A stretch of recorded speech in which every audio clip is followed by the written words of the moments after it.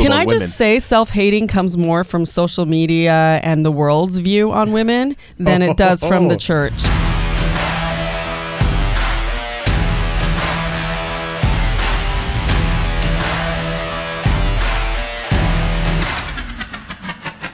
This is the most dangerous part of ex-Mormon media, is that they are pushing people away from the church into this corporatist society. Where one of the lines that it said was, I'm too bold for motherhood. Oh, that is just straight evil. Oh, dude, look at, you just got... Oh my gosh. Oh, You've blown that is Quaker's mind. that? Sign of the second I have coming? never even heard of that. I haven't looked up the rest of this quote yet. I will do this in real time just so we can actually see how dishonest or honest. This is Ezra Taft Benson, so it might be crazier than we think it is. Yes, because he's from a similar time period to Mark E. Peterson. If you do not have enough children, you're likely to be a communist.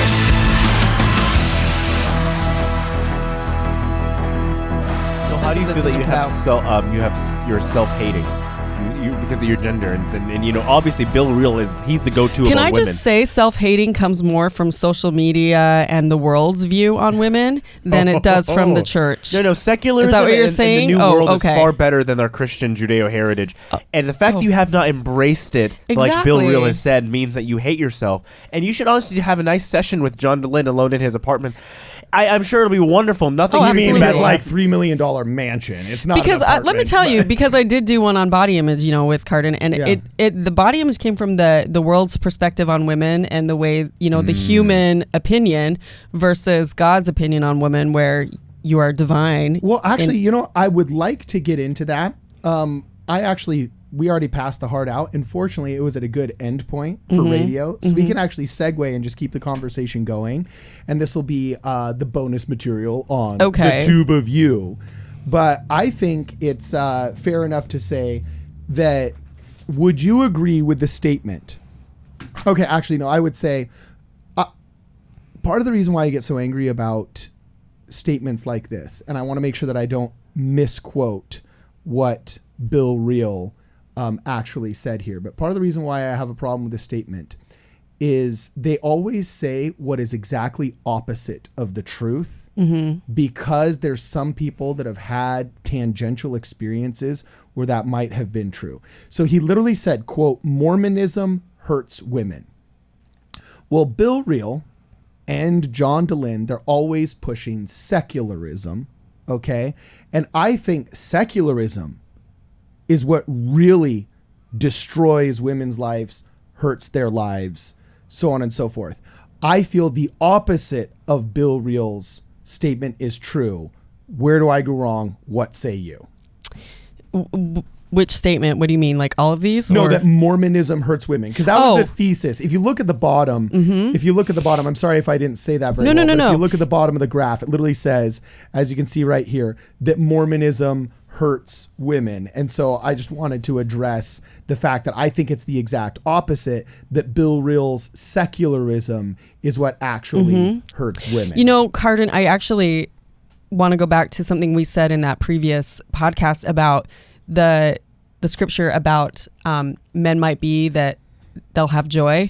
And I think that that's the biggest takeaway from this, because obviously he's trying to show that the church hurts people, but out in the world, all of the negativity, and the things that you get judged for if you're not labeled a certain way or all these other things, that's what's causing more stress for women in the church, as not fitting up to a certain standard that the world sees them in. And so for me, if it doesn't bring me any joy, then that's the biggest thing that I look at. And so for me, like being a member of the church, going to the temple, having that stability and that consistency in my life that brings me that personal spiritual relationship with Jesus Christ is what brings me joy. And that's stronger than anything I can have in this world, especially when I said, taking away your education, your family, and your spirituality when you leave this life. That's priority. And so if you don't have that, all of this other stuff with people arguing with you and telling you you're not good enough and saying that it has to do with the church, that's not true. There's no foundational purpose there. And so for me, this is just nonsense. Like you can post these out there, throw it on the internet, but at the end of the day, half the stuff on the internet's not true anyway. And so that's where I would just put this in my trash on my computer, and I wouldn't give it a second thought. Ooh, harsh words, Nice. but true words. And this is really interesting because I think you'd be a really good person to ask this question of. You've been both in and out of the church. Would you say, you who's been both active and inactive in the church, both, I guess you had your secular time and your very spiritual time, which would you say is better, how, why, so on and so forth? It's going to just go back to that same thing with the word of joy, because I did not feel good about myself. I felt lost. I didn't have purpose. Because you were brainwashed by Mormonism to thinking that if you weren't in the church that you were a bad person? The way I felt, like in general, because I was struggling with feeling good about myself and with the acting jobs and just having a positive mental attitude about things. It had nothing to do with whether I was in the church or not. I mean, you feel guilt for certain things. I think we put guilt upon ourselves when we say, and this is going to go for almost any religion out there, like when you say, oh my gosh, I sinned, so now there's guilt involved. But I think sin can be a great learning experience for people and bring empathy and strength to people when they overcome those situations. So that's going to be my soapbox there. But go ahead. Yeah, it's something that I think kind of fits into that. You're mansplaining, Brad. Mansplainer. Please, mansplainer. mansplain. No. I'm asking for your opinion on this one. I feel like people, it's easier to blame those feelings on something else than it is to say, okay, well, what is it that I'm doing that I dislike and that I'm angry about, and then changing your own nature and changing what you're doing, right? And so for people who have left the church, it's easy to put that on the church instead of looking inward, right? For people who haven't been part of the church, I think they often blame something else, Yeah. And so I was wondering what your thoughts are with that. Do you think that's an accurate portrayal, that it's everybody has something to blame, and because everyone right now feels like a victim of some sort in society. That is just easier, right? But you make your own choices at the end of the day. You are your own person, and I said this before when I was talking about marriage in the church and out of the church, is at the end of the day, it's just my relationship with the Savior and with my Heavenly Father that matters at the end of the day. So it doesn't matter whether I checked all the boxes of going to church and reading my scriptures and all these things. It doesn't matter what people think about that, or whether they feel that I've fulfilled that, because or if they didn't see me at church this week. That's not what's important, because we give ourselves too much guilt about that. And maybe you can reference that as far as, saying that could hurt people. But anything in the world where people try to make women feel like they're not living up to their standards is detrimental. It's not just a religious thing. And so for us, we choose to let things affect us. And so that's we have to choose to have joy. We have to choose to be happy. And when I just find that my best times in life have been when I can just have my personal relationship with Jesus Christ and work on it that way, because that's what makes me happy in the end. And it makes my marriage better. It makes my family relationships better. It makes me a better person. And so that's where ultimately at the end of the day, you got to close out all the noise and just focus on, what's really going to matter at the end. Yeah. Okay, so these were deep and wise words. Yeah. Oh, I go deep sometimes. Can we go back to the levity portion of this in the second half? The light side of this? Finish lampooning the rest of these misquotes. Absolutely. From one Real. Okay. So here we are. We only got like 10 minutes left in this half before we hit the top of the hour here. Okay. So here's one that I'll pick. Okay. This one, actually, no. First off, before I pick, does anybody have any that they want to jump in that we haven't covered yet? Anybody? No. I just find this one, I don't think you need to add any context to this. Do not curtail the number of your children for personal or selfish reasons. Ezra Taft Benson. Oh, I'm passionate about that one. How is that harmful to women? Do not curtail the number of your children for personal or selfish reasons. I can tell you how that can be harmful, just from personal experience, because I do not think. Well, if that's the whole quote, Oh, if there's that's no the whole period at quote, the end in it. exactly. I want to see the context here. Uh-huh. So, But if you're just looking at it as the whole quote, you might make a woman feel guilty for not fulfilling her motherly calling. But I also think this isn't specific to women. Exactly. Right? Like how is this harmful to just women? This is something that's even. and That's also true. emphasizing, especially in the context of the church. yeah, emphasizing that we are spiritual beings having a physical experience in the temple of God instead of physical beings having repetitive spiritual experiences.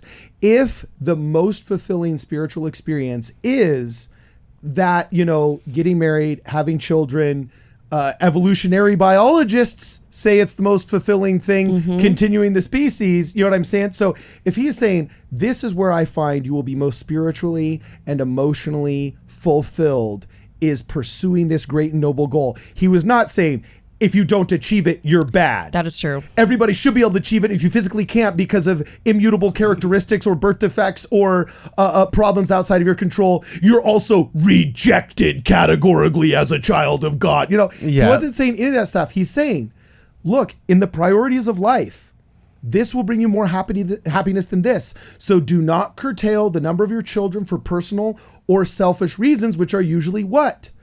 Personal desires, selfish ambitions, so on and so forth. So I haven't looked up the rest of this quote yet. I will do this in real time just so we can actually see how dishonest or honest. To be fair, this is Ezra Taft Benson, so it might be crazier than we think it is. Yes, because he's from a similar time period to Mark E. Peterson. If you do not have enough children, you're likely to be a communist. Like, you could literally turn into that. You're like, well, it is Benson. He did work at the White House, right? Yeah.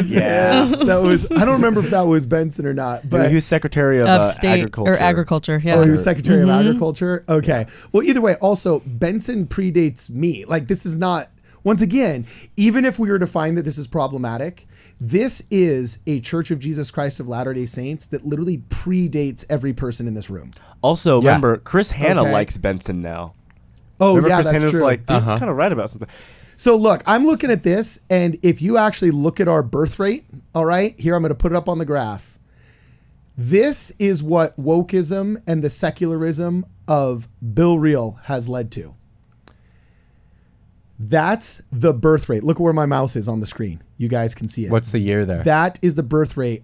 This part right here is 1970. It starts to drop. And this is going back at about 1960. Who knows where it was before then? You know what I'm saying? But Baby this boomers. is what all of the secularist, cultural Marxist arguments that Bill Reel, John DeLynn, RFM, and all these guys propagate constantly. This is when they were introduced. Okay? This is the School of Rome or whatever they were called. And then boom, look what immediately happens to our birth rate. It literally tanks into half. During the Reagan administration, I guess birthing got a little bit more popular. So in the 90s, there was a slight rebirth. You know what I'm saying? Some people actually might say that was due to economics, which I also believe as well. There's an economic argument there. But then it has never recovered. Not even close. And it is at its worst it's been in at least closely 40 years. All right. Most likely the age of the graph. So, I mean, you can't tell me looking at this graph, which is scientific, and remember, you're not anti-science. You can't fight the graph or else you're anti-science. This is literally what all of these arguments against Christianity have resulted in. A declining birth rate that's not a replacement birth rate. Okay. And that which is not sustainable will not sustain itself. That's just, these are laws of physics and life that we're talking about here. So even before I dive into the fact of whether or not that's a misquote and taken out of context, tell me how he was wrong. Any takers? I don't think that's wrong. Okay. I mean, Yeah. I think, we're here to multiply and replenish the earth. So, Yep. but here's kind of a thought Okay. that goes into Mormon culture, but maybe the decline has to do with, and this is going to be far-fetched for, you and your aliens, just kidding, but maybe the decline has to do with there are less spiritual beings needing to come to the earth because there are only so many up there. Huh. Oh, Interesting. you just got, Oh, my gosh. oh, You've blown that is Quaker's amazing. mind. Sign of the second I have coming. never even heard of that. Whoa. so what would those implications be? Well, I mean, there might be less opportunity to have children if there's not as many little spiritual beings that need bodies left. Interesting. So, I mean, that's just food for thought if you want to think of it on the spiritual realm. I've never thought of that, but that's really interesting. So that is interesting. And I just got the quote up here so you guys can see it done once again in real time. I just Googled the quote. And what does it say here? Haven't even read it yet, but I put it on the screen. That's dangerous radio right there. Mothers who enjoy good health, have your children and have them early, he counseled. Husbands, always be considerate of your wives in the bearing of children. What a misogynist. What a misogynist. Oh my gosh. Do not curtail the number of your children for personal or selfish reasons, he said. So he's speaking to both husbands and wives. Interesting. He is not singling out women. And it starts out this way. Let me make sure people can see it on their screen that well. It looks a little bit ugly right now. For those of you guys that are listening on radio, you can also check out our podcast. Check it out at Hometown Station as well as YouTube. But anyway, I'm going to put it up right here so you guys can totally see this. But the title of this talk that you can see right here, what is it, Kwaku? Well, it says, you just scrolled. Okay. Oh. President Benson lauds blessings of motherhood. And what's the first sentence say? Home and family are at the very heart of the gospel of Jesus Christ, said President Ezra Taft Benson, February 22nd at the annual fireside for parents. Dude, so we so far have had Bill Reel taking out of context, a talk by women to a conference of women in which they joked about personality characteristics of women. Then he's taken out of context a quote by a male leader of the church to a male conference of priesthood holders, in which he took out of context an allegory to companionships with your mission colleagues being similar to intimate companionships that you have later on in life where you have to get something done, like raising a family in a home. And then finally, where he's talking to a conference of both genders together, he's taken out of context the quote that literally says home and family are, quote, at the very heart of the gospel of Jesus Christ, in a fireside to parents, where he continues to say, this evening, I pay tribute to the mothers in Zion and pray with all my heart that what I have to say, you will be understood.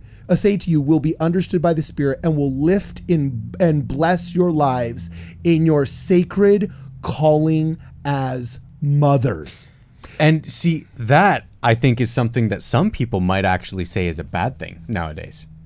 Because this is a commercial that my wife and I saw the other day. Okay. Where there was something empowering women, where one of the lines that it said was, I'm too bold for motherhood. Oh, that is just straight evil, man. Yeah. Too bold for motherhood. There is this secular idea that motherhood is somehow inferior to the corporate world. Like what? Going and getting a job, or like? Well, how in the corporate world, in what way ever, do you do anything close to creating life? I'm so bold with that spreadsheet I made. Yeah. Dude. I mean, maybe in scientific labs they create life, but you're doing a godly act, putting a spiritual being into a human form that is born in your belly. This is the most dangerous part of ex-Mormon media, is that they are pushing people away from the church into this corporatist society. They would Bill Reel and consumerist, self-destructive, John Dehlin and these guys and would numbing. rather women just be a number. Just a number in some big corporate system than an independent, actual person bringing spirits from heaven to earth. Yeah, and that, I think, is what's really harmful to women. Yes. To tell women that motherhood is something that's bad. And it's Satan's way of attacking the family unit. And for me, I believe the family unit in any way, in any way, two parents with their children raising a healthy family is so important, whatever your family makeup may be. And I think that just taking a woman's or a mother or a parental figure out of a home and losing that family unit is the way Satan's going to destroy the world. And the more you can get people to say, oh, need to be a corporate person. We need to have two people out, two parents working and, let's have a nanny raise our kids. and then also with all of the busy numbing the people and our society, we're numbing our brains. We're just little drones walking around. And the more that you can take that away from the world and tell women how bad it is to be a nurturing mother who's one-on-one with their children, teaching them what love is, that's the way that they're going to tear down society. Yeah, man was not meant to pay bills and die. And the biggest grift that secularism ever pulled through feminism on American and probably Western culture in the past 50 years was that a woman will be happier, and it's a nobler effort furthering the ideals of a godless, faceless corporation. Not even the ideals, just furthering the value, the monetary value of a godless, faceless corporation at the cost of nurturing your legacy at home. And that somehow running Kweku's spreadsheet is a more noble effort than literally doing what no godless, faceless corporation can do on earth. They can exterminate them, but they can't make them. Having a child is the single greatest creative godly act that a human can create, and that's women. And let me add too, my husband's not a member of the church, but one of the things that he loves about the church is the family aspect and the fact that, you know, he's done his genealogy all the way into the 1600s before I even met him. Really? And he's letting us do, you know, temple work for his family. We're going to start doing that process. But, you know, the fact that the family is key to the gospel, and in many religions the family is the unit, and so that's why we have to make sure that, you know, when people are tearing down women, it's a society thing, and tearing down the women is just going to tear down what we're here to be on this earth to do. I also notice how everyone who has an opinion, or rather everyone who decries motherhood, has been birthed by a woman. Oh my goodness! How they've all been. They all have mothers. Reagan? You just quoted Reagan, dog. How does it feel? That is a quote that goes back. I noticed that everyone who likes abortion has been born. Yeah, also, a tree is a tree. You've seen one, you've seen them all. I don't like Reagan's kind of. But, all right, so I mean, that's all I got, really. Oh, I was about to say, we're coming up on a hard out here. I'll just finish this quote so everybody can understand how it was misquoted. He literally said, "Young mothers and fathers, with all my heart, I counsel you to not postpone having your children. Do not use the reasoning of the world," like we just talked about with Kacey, such as, quote, "We'll wait until we can better afford having children, until we are more secure, until John has completed his education, until he has a better paying job, until we have a larger home, until we've obtained a few more of the material conveniences," and on and on. Mothers enjoy good health. Mothers who enjoy good health. Have your children and have them early. Husbands, always be considerate and do not curtail the number of your children for personal or selfish reasons. All he did was repeat the wise adage that ready is a lie, to reject secularist, materialistic, empty endeavors and start having the wholesome experience of parenthood. So reject modernity and secularism and materialism. Learn of God, love your families. This is Midnight Mormons. We'll see you guys in the next program.